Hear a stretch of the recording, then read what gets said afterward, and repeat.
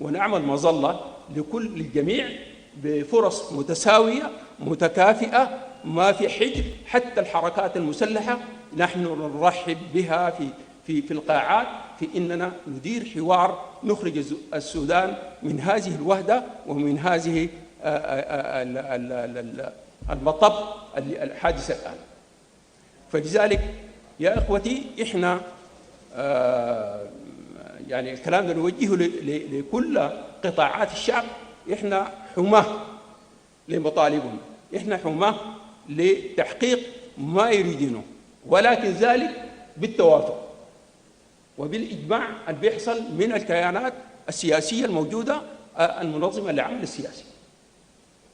لن نملي، إحنا ما جايين بحاجة نمليها على الناس.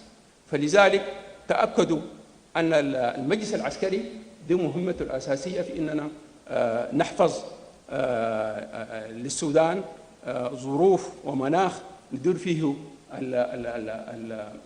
الحوار بيننا بطريقة حضارية، بطريقة سلمية، بطريقة نحقق فيها آمال وتطلعات الشعوب.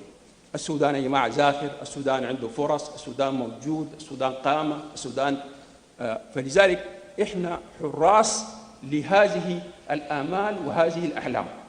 أنا بقول حقه إحنا كلنا نعمل يد واحدة. إحنا ما يعني قبالة مطالب الناس، إحنا مع مطالب الناس وإحنا جزء من مطالب الناس.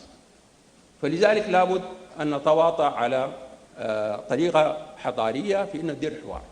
إحنا اليوم حيكون عندنا أيضا إدارة حوار مع الكيانات السياسية كلها تحضر وتسمع ومننا ما نتوق له وما يتوق له، على أساس إننا نهيئ المناخ بتاع الحوار والتبادل بيننا بحيث إننا نحقق ما نصبو إليه. أنا يعني دي مقدمة، أنا شاكر كثير جدا للحضور، وإحنا مستعدين أن نسمع الأسئلة من الناس.